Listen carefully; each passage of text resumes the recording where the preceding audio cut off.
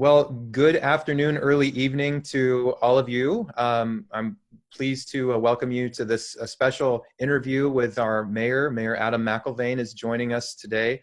He has some special announcement to make about a $37.5 million local economic stimulus package that was passed last night at the city council meeting. As the Chamber of Commerce, we were very grateful to have had an opportunity to come alongside the city and the city council in some of the decision making, particularly as it pertains to business assistance at this time.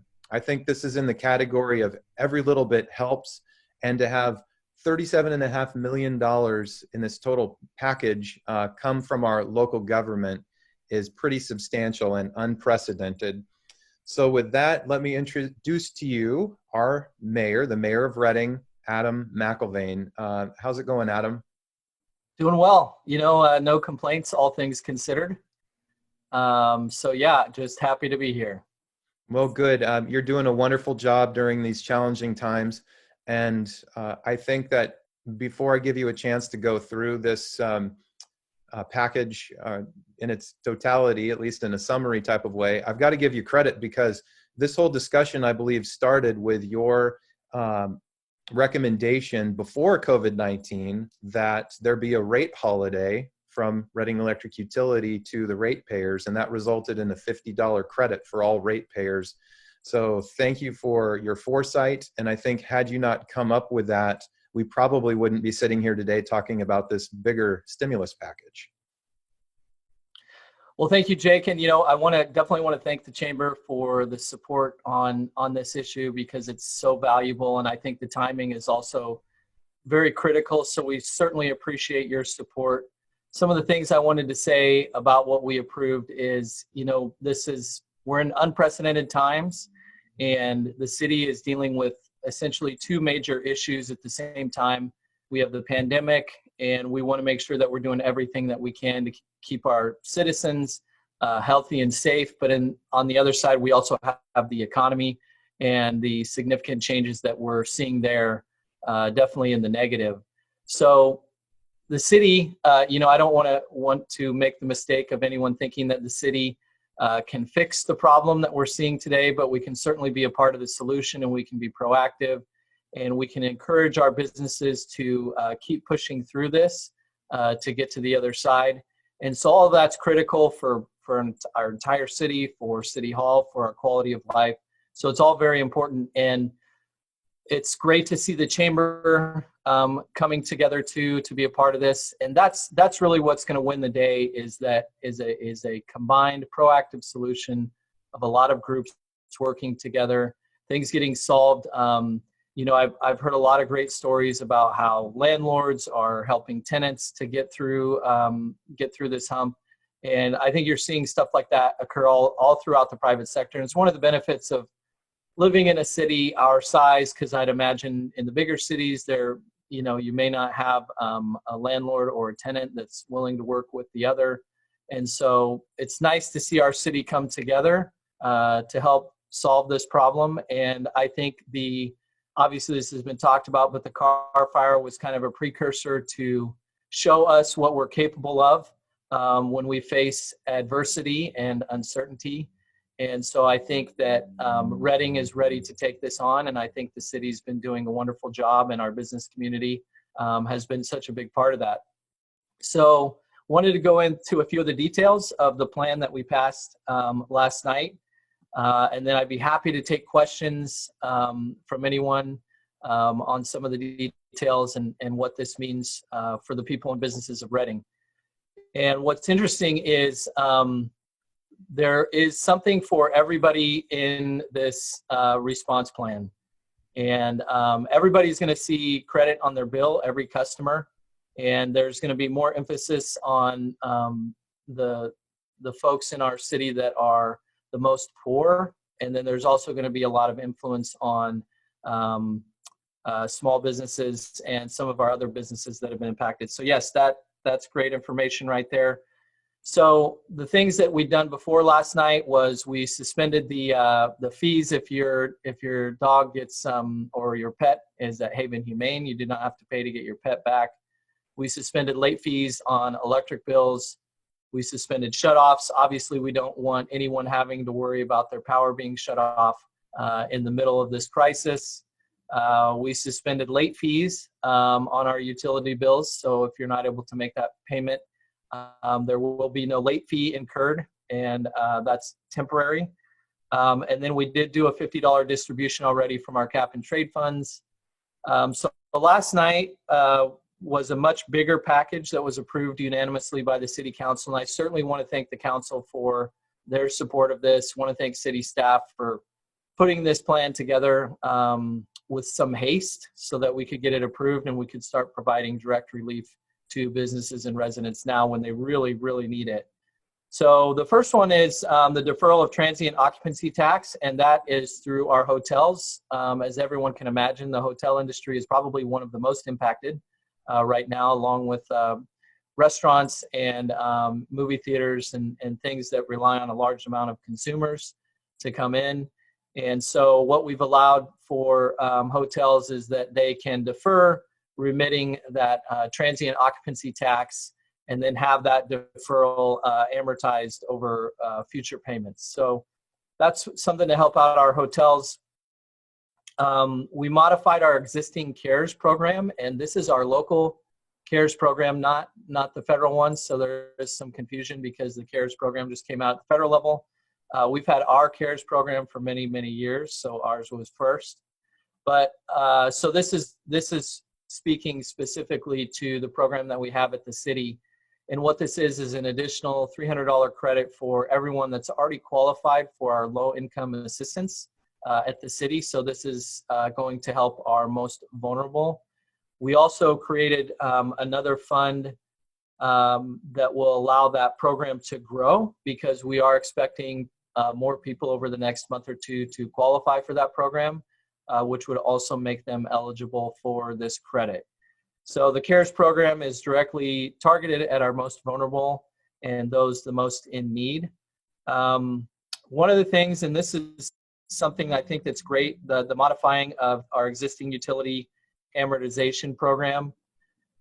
This is something that's always been offered to residential customers, but never been offered to business customers before and commercial customers. And what this is you, if you're experiencing difficulty and not able to pay your utilities, you can go to the city and request to have your utility payments deferred for a certain amount of time, and then that deferment will be amortized over future bills. And what we're allowing for businesses is up to 24 months to amortize that that total amount. And so that's a huge advantage because any business, large or small, whether they qualified for the federal assistance or not, or if they qualify for our assistance or not, can apply for that amortization. So that should give everybody a break if they need it. And we want to make sure that our businesses know that that's available because that is available to every business. Refund City of Reading utility deposits. So with customers who have no credit, or if they've recently moved to Reading, or they have bad credit, we do require a deposit that is eventually refunded. What we're doing is we're refunding all of those deposits now, and the majority of that will go to residential customers, but about $600,000 is going to our business community. So that's some more relief for our businesses that they will see taken from their electric utility bill. Then we have the additional cap and trade distribution. And that is, the city has had a cap and trade fund for a very long time.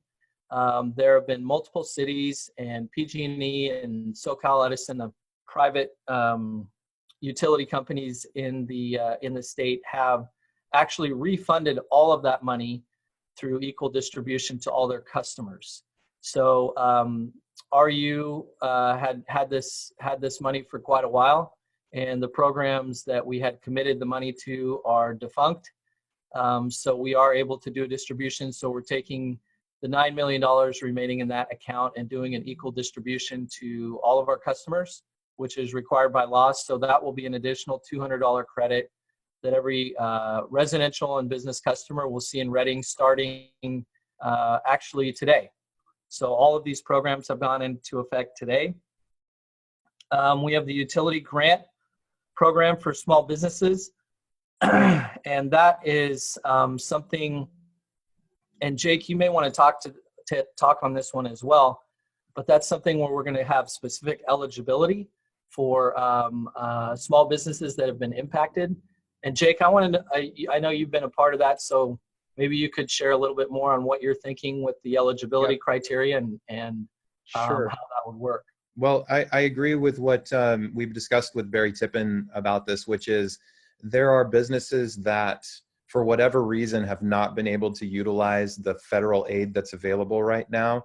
And so we would love to be able to provide some additional local assistance to those businesses. In fact, an example of that would be a small nonprofit that reached out to me today that said that they had just begun to do work. They had not yet started to pay their employees. So because of these different details, not really eligible for the Paycheck Protection Program, which has been the most popular lending vehicle for small businesses at this time.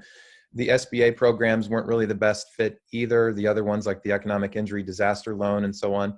So that could be a business that could benefit from some of this additional relief locally. And I think that's a good approach to take. We want to make sure that we can, make this as impactful as possible. So with that, we're going to be working with the city and developing that program with them. So I'm excited about that.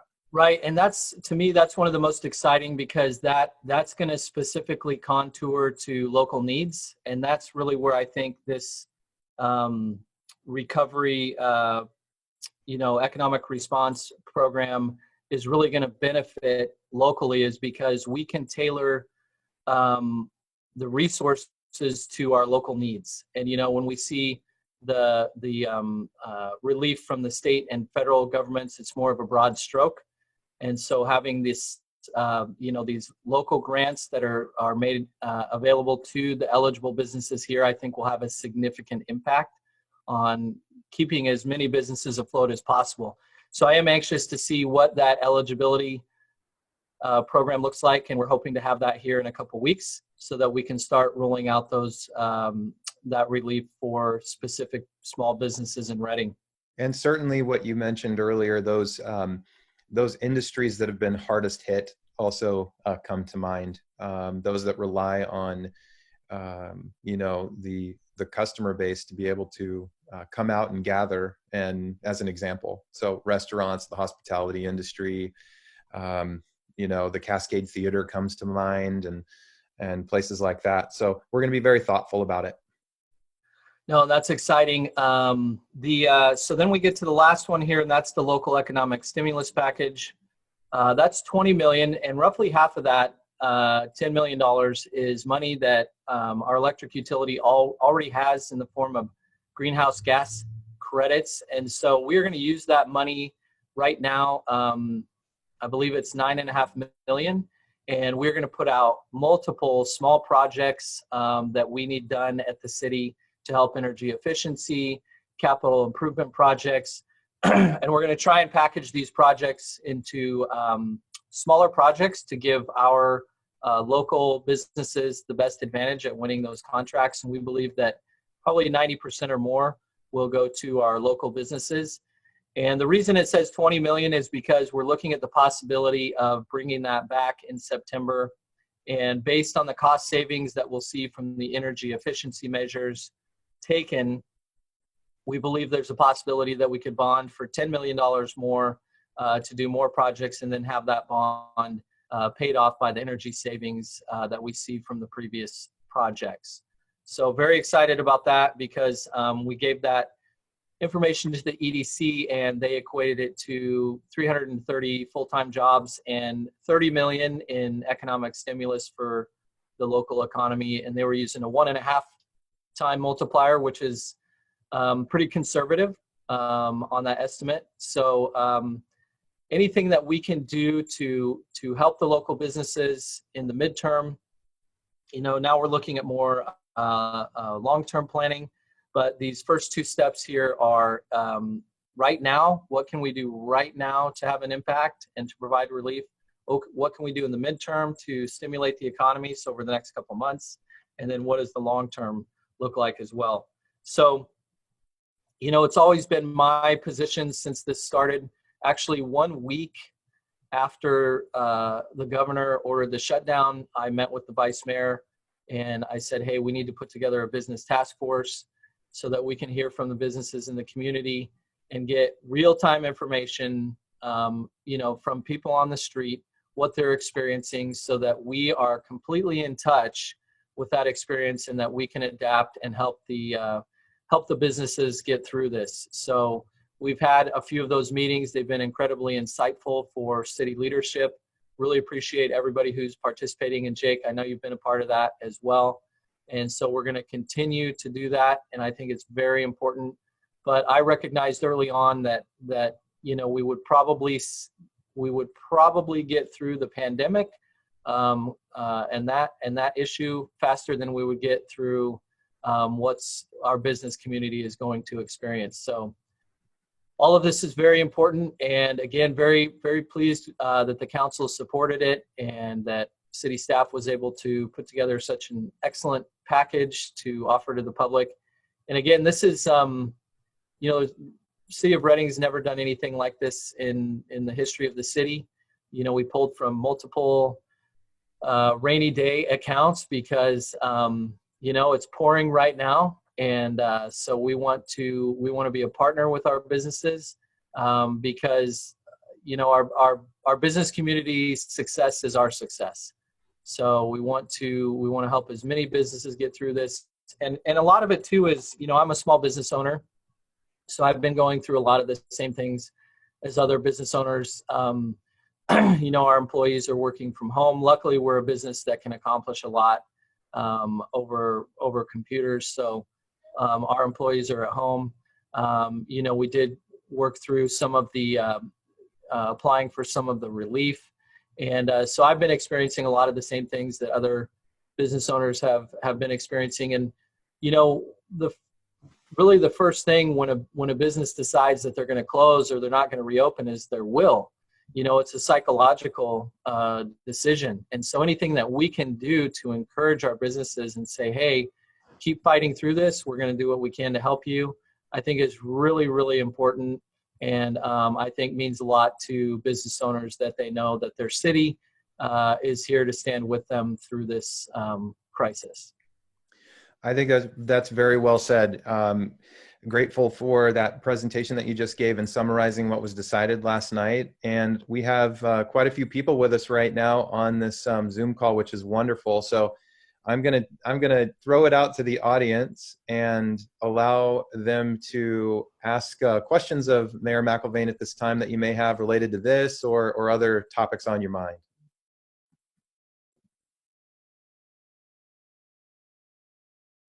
Adam, this is Paul Lehman. Are there any projections on how many folks will fall into that CARES program in the coming months from REU? Well, so what we've done is the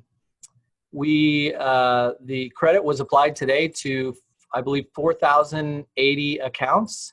Our total accounts is 44,000 citywide, and that's about 38,000 residential and about 6,000 commercial. So I know that the accounts that credit went out to today was about 4,000. We allocated enough funding to continue that for 2,000 more customers that may qualify.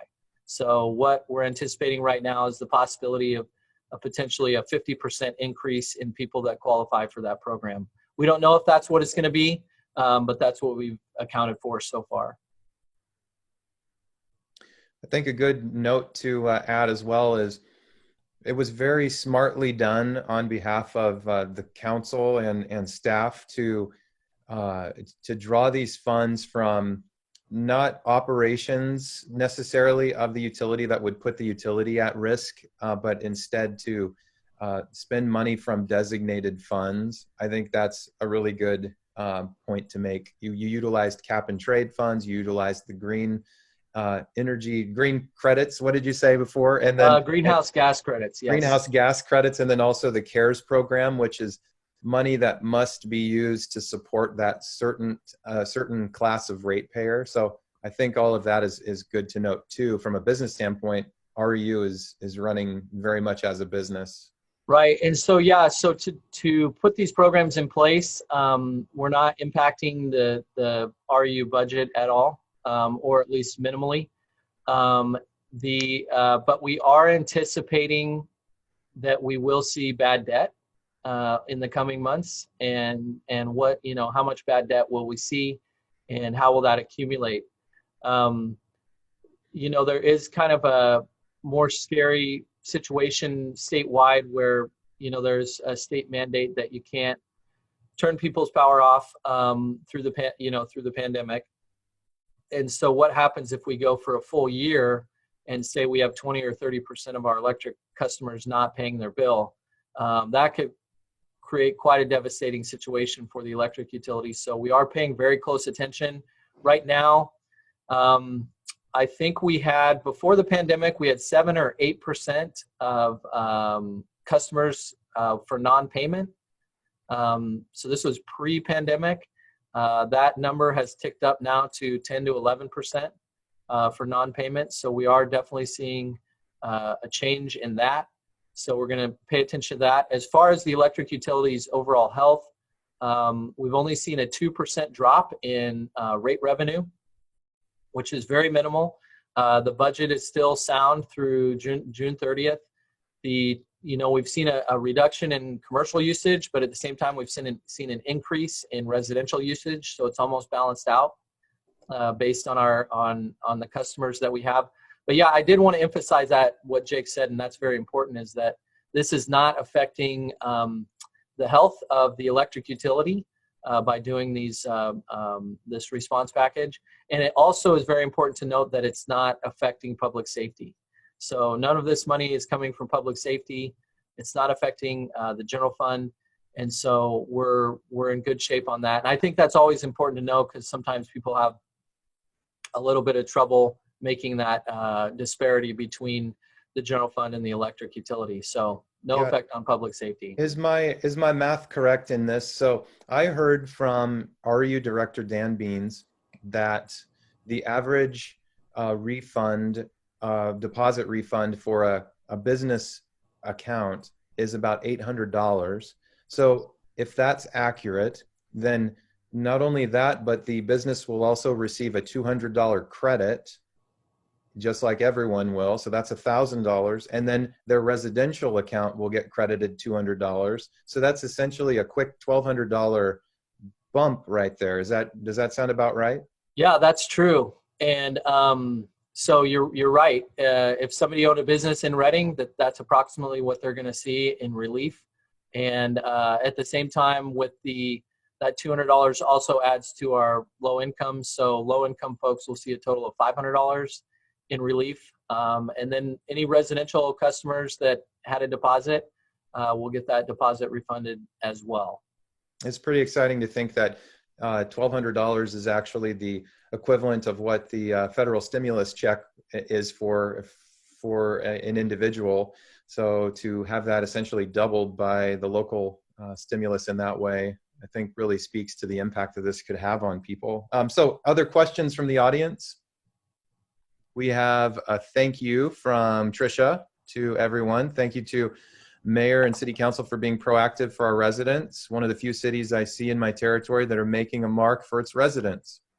Appreciate that comment. Well, and the advantage that we have is that, as the people, we own our electric utility.